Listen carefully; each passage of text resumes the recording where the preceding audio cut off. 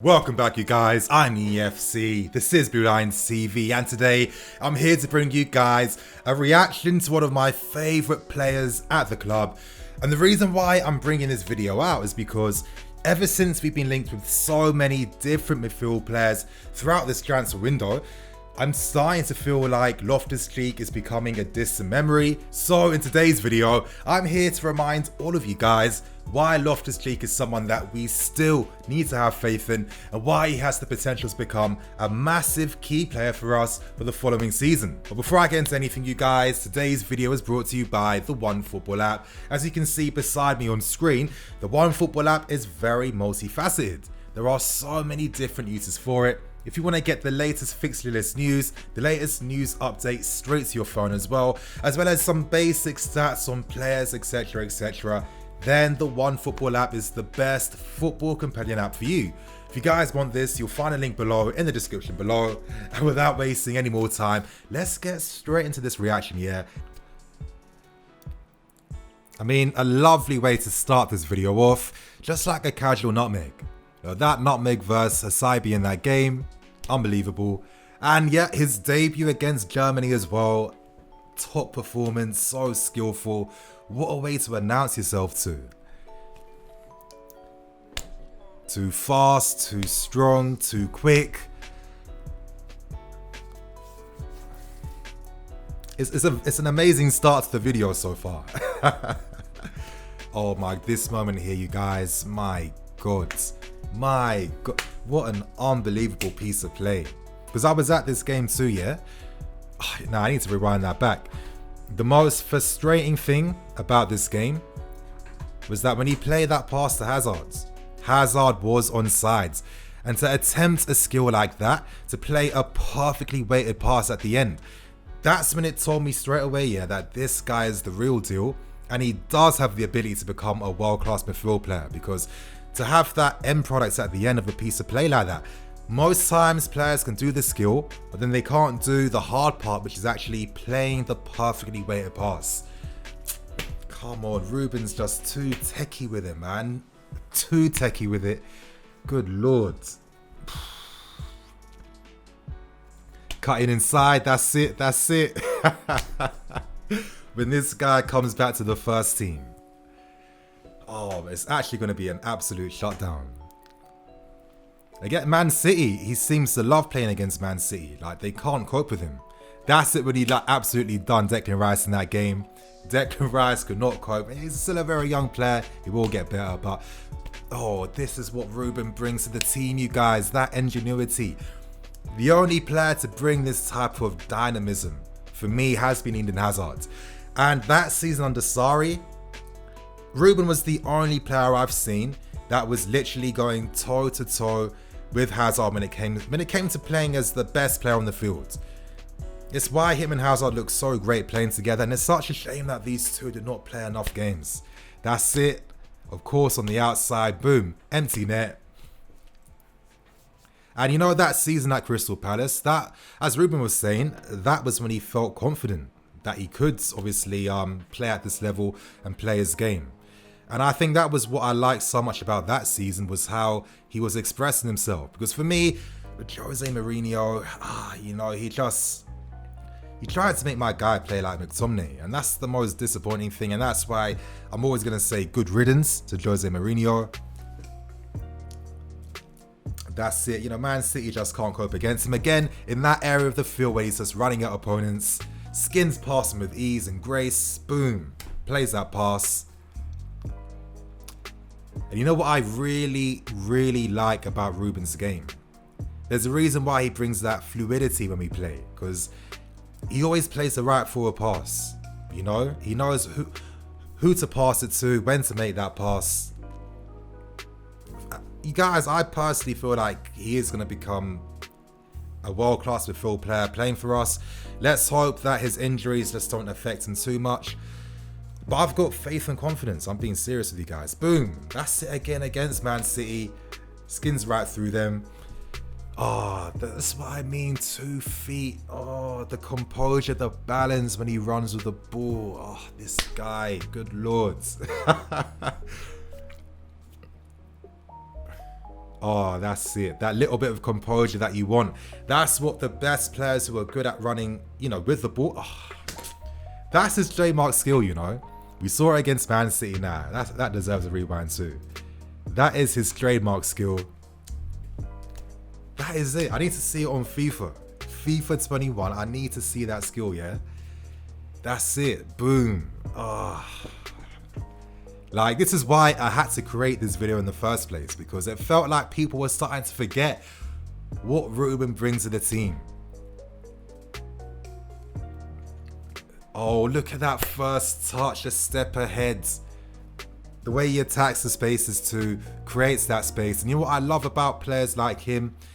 They're magnets. Look at how many players he just attracted then. Look how many players. And they can't get to him because he's a force field. Like, his strength is his force field.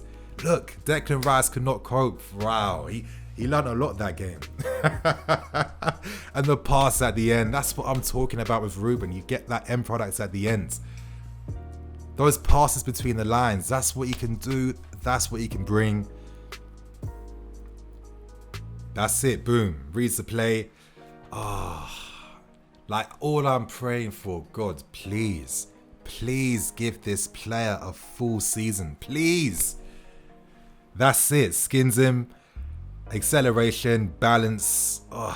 Now, you guys, I want to play you a brief compilation clip of his game versus Watford, because it was this game where Sarri made, an amazing comment at the end in the press conference, suggesting that Loftus-Cheek did have the ability to become one of the best midfield players in Europe. That's a massive statement for Sarri to make, and let's see exactly why Sarri made that statement in the first place.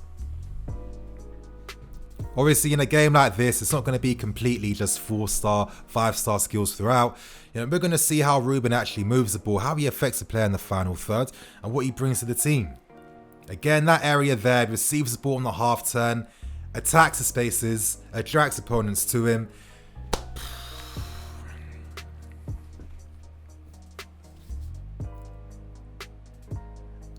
And with Ruben, he moves that ball very quickly. You're always going to see lots of one-touch passes, two-touch. I mean, he's a Chelsea common player. That's how we teach our players to play. One-touch, two-touch.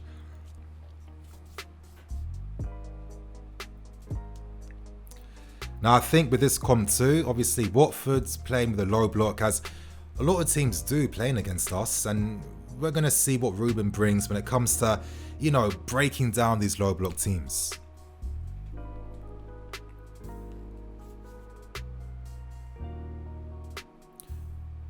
Plates. That's it. Carry that ball. Carry that ball. That's it. On a half turn again, attacking and driving into those spaces. Again, this was Sarri ball. Now, when he does play for us, with how we like to push our fullbacks forward, with how we have more numbers between the lines as well, and with how we have more players in your Mounts, your Tammies, etc., who are amazing at obviously running in behind, Loftus-Cheek is going to have a field day. Like, he was so influential in that game, and it's no surprise why Sarri made those comments right afterwards. Like, for me, he's the only player alongside Eden Hazard who's had that same influence in the final third. Of course, your Williams, your Petros, they've had amazing moments for us, but in terms of just constantly bringing that danger that you just know that he's going to bring. I mean, look, far post, uses his strength to hold the guy off, boom, against Caliber 2. That's what I mean. Ruben can score with his head. Left foot, right foot, blasting it out from outside the box too. That's it. Great pass, waited. Hazard can run onto that perfectly. That's it. Drive him with that ball.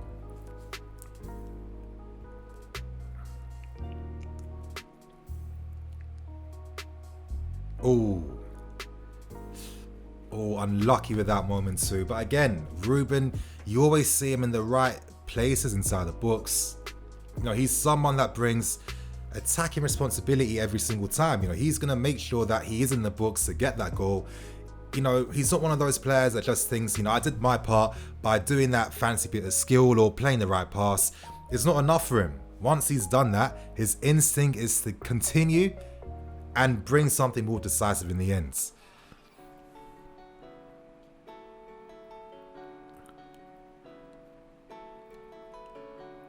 using his strength, well, winning that foul, great play. And of course he can win a tackle too. Like, this whole notion that Ruben doesn't do his defensive bit, you know, I don't really understand where that came from. You know, there was context in regards to playing under Sarri. Sarri's football is very disciplined, very strict. It's all about positioning. So to really just play in that system, it's going to take you a long time to understand where you have to be off the ball. It's all about the off the ball work. You know, Loftus-Cheek isn't someone afraid to get in tackles. Most times he's winning his duels due to the size of the player and obviously his great tackling. So this whole notion that, you know, he's like going to be a liability off the ball, of course not. I mean, he's box to box for a reason. He can do it in both halves. Now, I'm going to play this video here in particular for a few more minutes. Again, running into spaces. You know who he's going to pass to.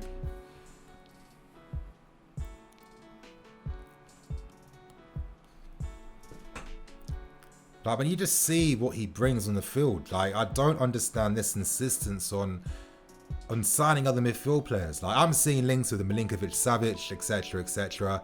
Partey, I'm just thinking they're not necessarily needed.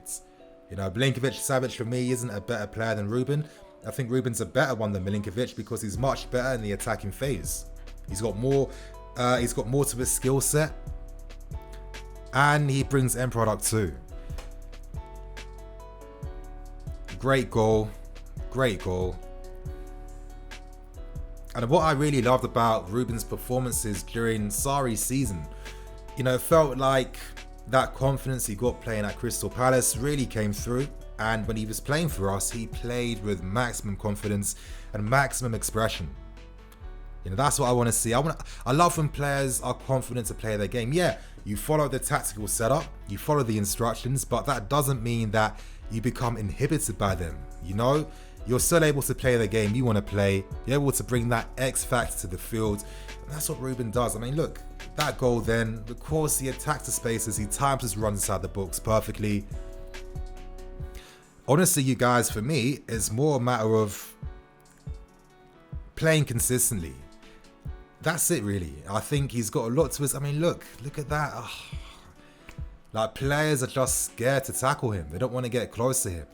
It was the same effect that Yaya Toure used to have back in the day too. When he went on his runs, no one wanted to tackle him. If you're asking me, yeah, the reason why we signed Nemanja Matic was because Mourinho needed to have someone that could fight against Yaya Toure.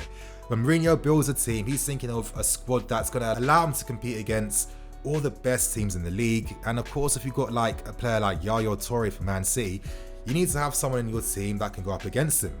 And there's no surprise why the Matic Yaya Toure battles were so exciting. And there's no surprise why both players had massive respect for each other. You know, I'm looking at Ruben, especially now that, you know, midfield players in this league tend to play like a babysitting role. There aren't many great box-to-box mids. And I really think we're going to have just that physical advantage in midfield once Ruben starts playing more consistently.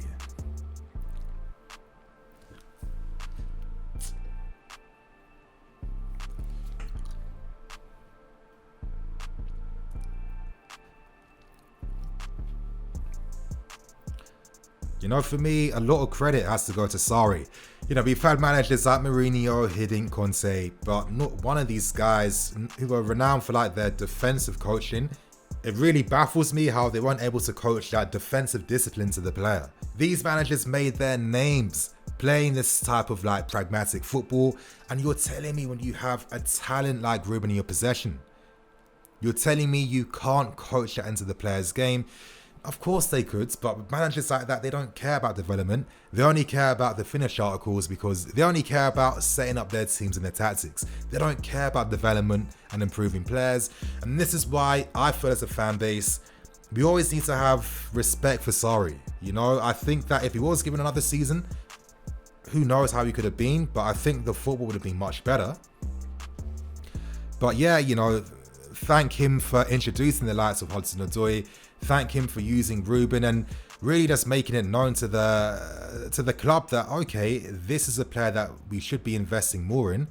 It's no surprise that he signed a massive contract to reflect that. It's no surprise why Lampard is constantly talking about him and gassing him up. I mean, you could tell that Lampard was really looking forward to Ruben joining the team near the end of the season. But the good news is, you guys, is that, now that the league has been suspended, it does mean that Ruben should be fully fit now. And the amazing thing is that before, if the football season does return and we do complete the Premier League, of course, players need to have like a 3-week intensive period to just really train hard and get that fitness up.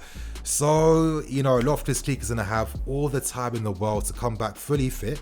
He ain't going to be rushed back. And the exciting thing is, if the season does continue in June, he's going to be able to play in it. It's going to be like having a new signing, and honestly, I cannot wait. Anyway, you guys, I'm going to end the video here. I'm hoping that you guys are feeling just as excited as me for the return of Ruben. There's a reason why I feel like we don't have to sign your Kai Havertz's, your Milinkovic-Savic's, etc., because we already possess one of the most exciting box-to-box mids in Europe already.